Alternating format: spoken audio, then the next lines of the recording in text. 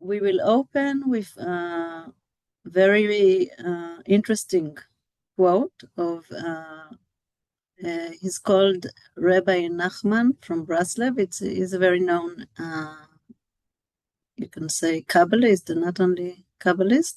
I heard another thing in Rebbe Nachman's name regarding the value of conversation with God. He said, all the damagers and accusers already know about the formal prayers, supplications, and entreaties. They lie in wait on the roots of these prayers because they are already familiar with them. This can be likened to murderers and thieves who always lurk on well-traveled public thoroughfares because these roads are already known to them. But when a person travels via a new path or route, one as yet unknown, it does not at all occur to them to set their ambush there. It is the same with the aforementioned matter. A person's private conversation with God is a new pathway and a new prayer, which he utters from his heart anew. Consequently, it is uncommon for the accusers to lie in wait there. You can see here, it is very much connected to what we did in the first meetings, if you remember, when we talked about conversations with God, the hitbodedut, the being with ourselves and God in an intimate relationship. And first, it's a very good reminder for this. But also, I brought this because if I share it once again, yeah, you can, he's talking here about the damagers and accusers that are waiting on the path, are waiting on our path. Here he emphasizes the ability of us to skip them or to run away from them by going not in the regular road. But I wanted this time to talk more about these who are waiting there on the sides and waiting in order to kidnap our consciousness. Yes? When I did this lesson in Israel, actually it was after all the alive refugees came back. It was a long time ago. And in that time, I had some session with Orna about a place that my consciousness was, but I found out that in that time, in another aspect, my consciousness was kidnapped, yeah? Was like a hostage. And out of that came this exercise of beginning to see, because we know that every phenomena that we can find in the outside world, we have to look also where we can find it in our inner world, in our soul, in our conscious.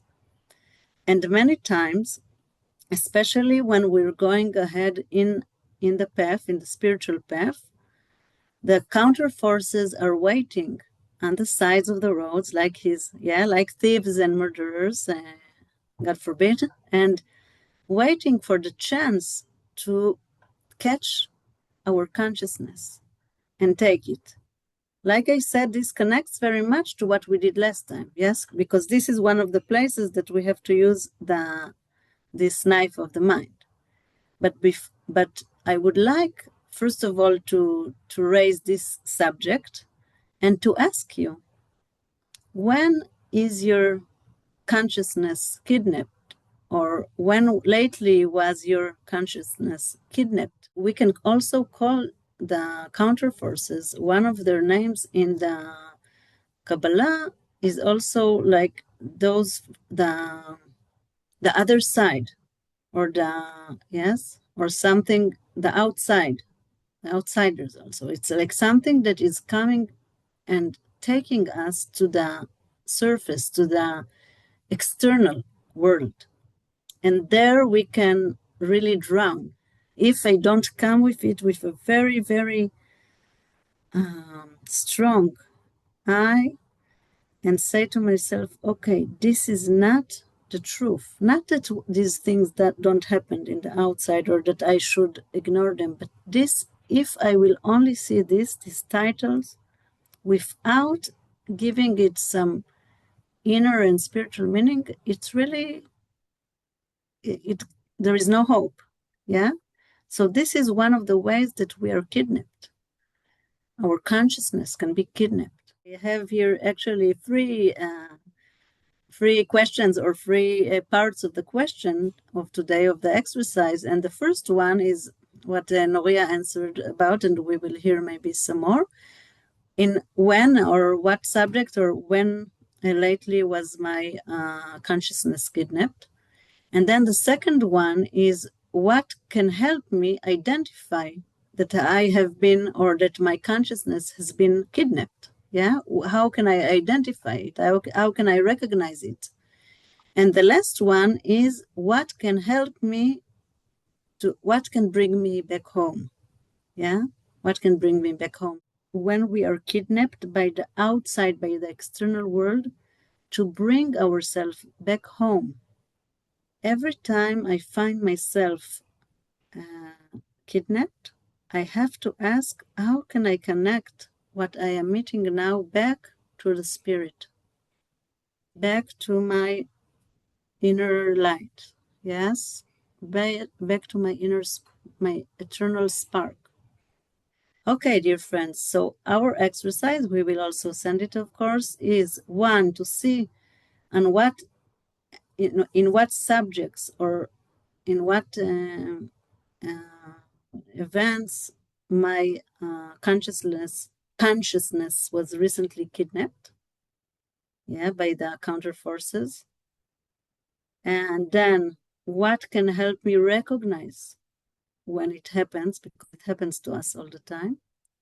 For instance, one of the things is when I am in a big astrality, when I have a very astral reaction, I should know that I am not at home right now. This is one of the things. And last, what can I do in order, what can help me come back home?